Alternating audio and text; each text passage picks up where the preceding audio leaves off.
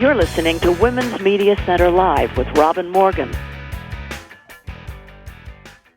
Mona Eltahawy is an Egyptian-American feminist, brilliant journalist and pal.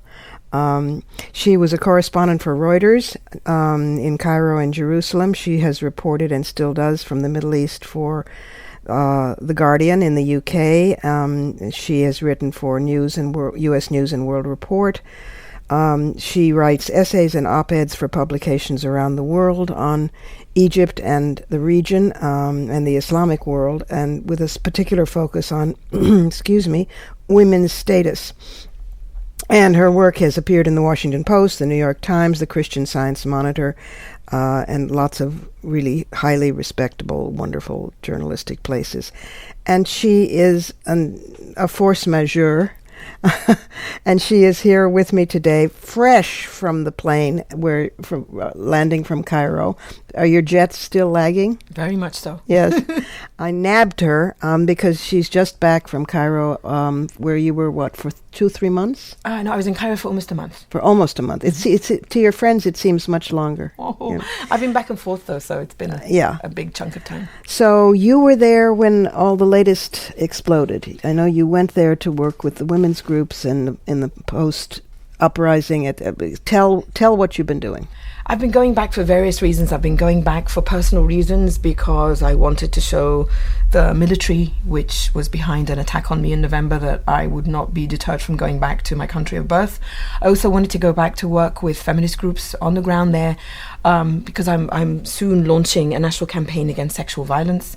And I'm also gearing up to write a book that's based on an essay I wrote about the terrible violations of women's rights in the Middle East and North Africa. Don't do only one thing at a time, Mona. You're the original multitasker. Yeah. I try my best. Yes, yeah, you succeed pretty well.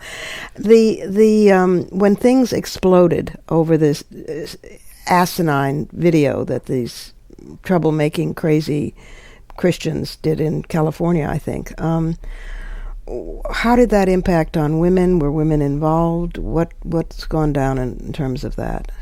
I think what you saw clearly happening in Cairo was a right-wing respond to a right-wing, and a very fringe right-wing on both sides. Interesting. And whenever two very right-wing fringes respond, and especially if they're religiously motivated in any shape or form, women are never part of the equation. In fact, it's usually an alarm bell to women and those of us who care about liberties generally, but especially for those of us who identify as feminists, because when I look at the right-wing groups in Egypt responding to this, unbelievably amateurish film that had been on YouTube for at least 2 months, I think it was, yes, and was just picked up just in time for a protest, again, nicely timed to the September 11th anniversary. How convenient. Exactly, outside of the US Embassy, which had nothing to do with the film.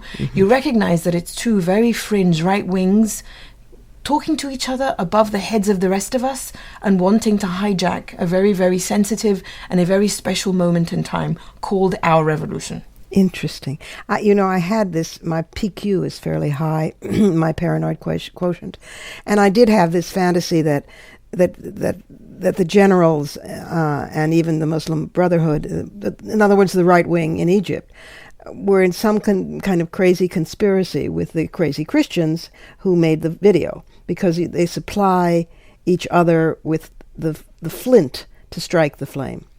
And the folks in the middle who are trying for democracy, for equality, for sanity, really are the losers. Absolutely, Robin. I mean, I'm not a great conspiracy theorist or fan of conspiracy me neither, usually. Right.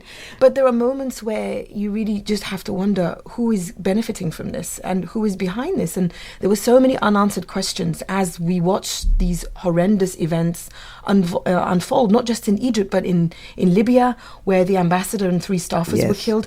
And then, 3 days later, when 14 Muslims were killed in clashes with fellow Muslims over this ridiculous film that no one would ever have watched unless the right-wing groups managed to provoke each other.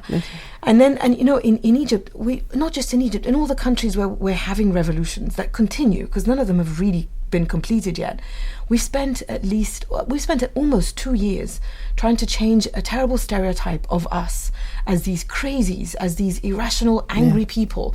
And I think we managed to succeed because we'd point to revolutions and say, look, you see, we chose the peaceful way. We didn't choose Al-Qaeda way. That's right. And who steps into this? The Al-Qaeda types, the violent types, to say, here we are now. And so all this work of almost 2 years in just 3 or 4 days was almost ruined. And in Egypt, when we're discussing a constitution, and we have really right-wing, rabidly anti-women and rabidly anti-freedom men writing a constitution, it's a very sensitive time, and also we don't want the return of emergency law. But when you see this chaos outside the American embassy, of course you begin to hear our justice minister, who was at one time a respected judge, talk about the possible resumption of emergency law. So again, it's only the right wing that benefits from these events. You said to me when you just arrived that you were tired of being a cleaner, in that the crazies undo all the work that you and people like you have done to bust up the stereotypes of Muslims and the Muslim world. And do you know about the campaign on Twitter, which is, I think, witty and absolutely wonderful, and clearly it's spontaneous, and young people sort of, its hashtag is Muslim Rage. Yes, I saw that in response to the crazy Newsweek cover. It's so witty, because a tweet will be, took my laundry to the laundromat, at Muslim Rage. My mother got furious with me because I ate the top of the cupcake off, at Muslim Rage. I mean, it's an ongoing campaign of we're human, we're normal, we're people, we're like you. Dare you recognize our humanity? And it's all under Muslim Rage. Right. Oh, absolutely. This is exactly what the revolutions were all about. That it was watching men and women and children, in many cases, to join them in public squares and in public areas and spaces where they had been denied the ability to express anything. Yes. Telling their regimes and any allies who supported these regimes against our freedoms that we too deserve these freedoms. Yeah. And in the space of 3 or 4 days, you have these people who had nothing to do with the revolution, whose space was opened up by our revolution.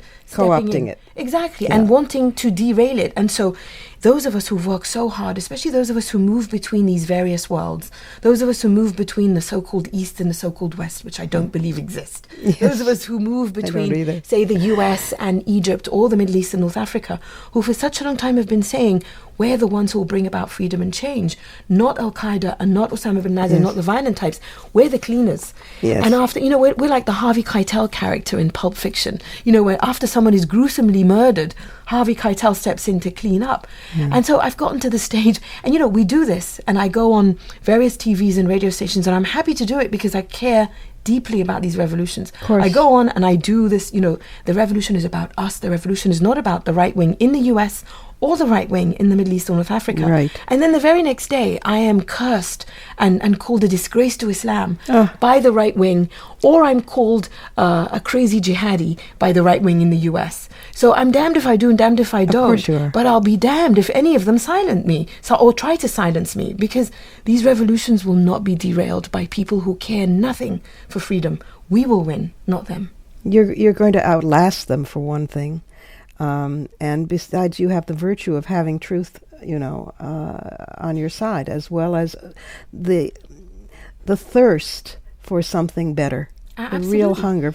I was having this argument with somebody the other day about why are Muslims so easily insulted, and I didn't know where to begin, but I came across an extremely good list, which is just a little beginning of a list. Well, just in recent years, just the invasion of Iraq as a discredited pretext, the images of abuse from Abu Ghraib prison, the burning and desecrations of the Quran by troops in Afghanistan and a pastor in Florida, detentions without trial in Guantanamo Bay, the denial of visas to prominent Muslim intellectuals, the deaths of Muslim civilians as collateral damage in drone strikes, and even political campaigns against the specter of Islamic law, Sharia law in the United States, which was completely specious. So those are just for starters that would be perfectly understandable causes for being a little cranky, But the concept of Muslim rage, as in King Kong raging through the I mean, is racist, is and as you say, suits only the right wings of various countries on all sides. It's utterly unrepresentative, and also, I mean, and I'm glad to hear that list, because there is a moment at which we must recognize that injustices have been committed. Yes. But as a Muslim and as someone from that part of the world, from the Middle East and North Africa, from the various Islamic worlds that exist, I also have to add that many of our dictators, who were supported by various US administrations and by various European governments, were very happy to use legitimate anger and offense at those things as a way to distract from their own injustices. Yes. So we also have to position ourselves in the middle of so many people using these injustices for political gain and manipulation. And I like to refer to the First Amendment, because as an Egyptian American, I love the First Amendment when I'm in the United States, because the First Amendment gives me the right to freedom of expression, the right to worship, the right to offend, and the right to protest offense. Pretty good. But it's wonderful. Yep. But as an Egyptian, I know that 5 US administrations, which hold that First Amendment holy, were happy to support a dictator who denied us those same freedoms in Egypt. So my goal for Egypt is to have a First Amendment, to have a constitution and a Bill of Rights that guarantees everybody's rights in the way that everybody's rights are guaranteed here. I believe in the freedom to offend. Offend all you want, but I also believe in the freedom to peacefully protest that offense. That's what I want our revolution to be about. Oh, wow, that's a real revolution. Stick around. We're going to come back and do another segment, yes? Yes. All right. And we're back with Mona Eltahawy, the Egyptian-American journalist, feminist, wonderful troublemaker person. Tell us about what the work you've been doing on sexual harassment in Egypt. One of the things that I hope to do when I return to Cairo, because I'm moving back from New York to Cairo, is to work with all the fantastic feminist groups on the ground and human rights activists who, for a long time now, have been fighting against street sexual harassment and sexual violence of all kinds. One of the best campaigns that I'm a huge fan of is called HarassMap. And what HarassMap does is it uses a crowdsourced platform developed by a group called Ushahidi in Kenya, which I think means witness or to bear witness. And, Yes, and what it does is that it encourages women who have been harassed or sexually assaulted in any way on the streets of Cairo to text message or call or send a Facebook message or tweet to the HarassMap campaign. And what they do then is they put this red spot on a map of Cairo, and you click on the red spot and then you read the testimony of the woman who has reported. Excellent. And what it does, it basically shows you kind of like the hot areas so that you know which areas are particularly bad, but it's also a way of collecting documents and holding authorities accountable, so that when the group goes to legislators, when we have a parliament again, or when it goes to the police or law enforcement, it can say to them, look how many cases we document. That just shows you that the police aren't taking this seriously, and it shows you that we need a much stronger law enforced, and you need to take women seriously when they make these complaints. Wow. And when you and I last talked about the state of the women's movement per se in Egypt post the first uprising, I don't call it Arab Spring anymore. It's not a season; it's a climate. But you were concerned because the groups were in schism. They weren't necessarily working together, which is understandable because there has hardly been a lot of time to practice under dictatorship. What is the state now? Are people beginning to reach across and coalesce, or what? I think we've reached a stage in Egypt where people understand that with a president from the Muslim Brotherhood movement and a still very powerful military, we're caught between a very bad rock and a very horrible hard place. Yes. Because you're talking about two sides of one coin, authoritarian, totalitarian, doesn't believe in civil liberties, and for whom and for which women's rights are absolutely at the bottom of any totem pole or hierarchy. Yeah. And one of the highlights of my last visit to Cairo was attending a meeting that veteran feminist Mona Eltahawy called, in which she brought together various feminist groups, women and men, who are interested in focusing on women's rights at this very, very sensitive stage in Egyptian history. we still don't have a constitution and we don't have a parliament. And the constitution is currently being written by a group, mostly men, who I would not hesitate to call misogynists, many of whom actually believe it's okay for a girl who's only 9 to marry, and many of whom are not concerned with women's rights at all. So we recognize that this is a very sensitive time, and if we don't jump on this, it will jump on us. And so Noel Saadawi is trying to coordinate all the various groups on the ground into an initiative, but I know her initiative is one of at least 3.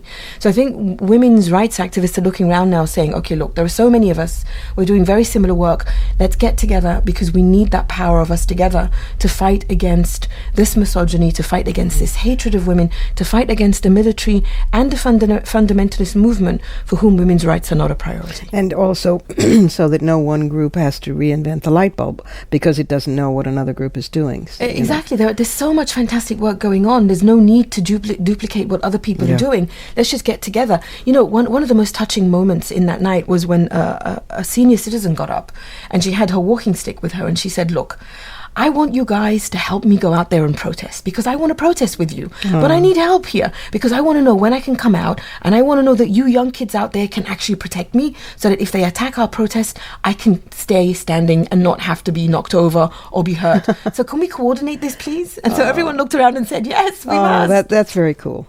I need some of these people. In the next 15 minutes, I'm going to need exactly the same. Tell a little bit about, which I find especially exciting, the book that I can't wait to read, that I can't wait to help promote, say. I'm very excited about this. I have such bad attention deficit disorder that I have managed to put off writing a book for years and years, but now I think finally I'm about to burst, so I must. So I'm writing a book that is based on an essay I wrote a few months ago called Why Do They Hate Us? And this essay caused a huge ruckus, because the point that I was making is that a lot of the misogyny that we experience as women in the Middle East and North Africa is driven by sheer hatred for women. Yes. Clearly, and obviously, this isn't just limited to that region or that part of the world. Oh, you think? It's global, I'm sure, but that's where I come from, and so that's the region that I can most talk about. So I want to write a book that I'm determined to call Headscarves and Hymens. Headscarves and Hymens. Headscarves and Hymens, because it's my such intention. a wimp. You just don't take risks. You just, what a pity. If you only had a spine, Mona. I'm trying to provoke women. Let's see how far I can go with this. No, it's my contention that for women in the Middle East and North Africa, we've come to a point where it's all about what's on our heads, the headscarves, and what's in between our legs, the hymens. So whether you're talking about female genital mutilation or the so-called virginity tests, i.e. sexual assault and rape enacted upon female revolutionaries in Egypt by the military, it really is about headscarves and hymens. And one of those women who survived these horrendous virginity tests and sued the Egyptian military, a young woman called Samira Ibrahim, she told a great story during this meeting that Noel Saadawi called. She said, listen, people, we need to get working women in these meetings, because I know this woman who was selling vegetables. She was selling arugula somewhere, and this Islamist came up to her and said, woman, you're not covered properly. And you know what she did? She took off her blouse and said, how do you like me now? So those are the kind of stories that I want to document, but also the kind of violations that we have to recognize.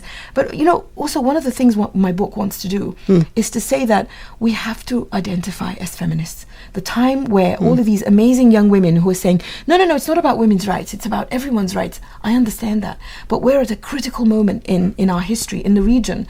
And the way we fight it is by identifying it as such. We are feminists, and we draw upon this wonderful history of Noel Saadawi, of Doré Shafi, who invaded the Egyptian parliament with 1,500 women in the 50s, of Hoda Sha'arawi, who in 1923 removed her face took off veil. her veil, yes. We're feminists, and we're here, and we're fighting. Yeah, I think it's the most important front there is in the global women's movement, is what women are doing in the Middle East, and the most courageous and the most just important for all of us, because if it can be done there, it can be done everywhere. And it also, if we are not for us, then who is? It doesn't mean that, we've been saying, some of us for 40 years, it isn't about excluding men, but it is about, for once, focusing on women who, happen to be the majority of the species. Yeah, and without that social revolution that is driven by women's rights, the political revolution will fail. Exactly. Because these are revolutions against patriarchy. Yeah, and you can't have democracy with only half the people. Absolutely. So I'm so glad you're back. I already have separation anxiety for when you go again. Moving there really panics me.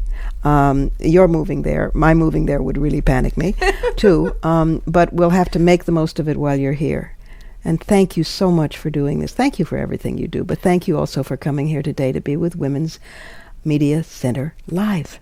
Robin, thank you for your inspiration and encouragement. And I will be back, I promise you, for regular visits. You better.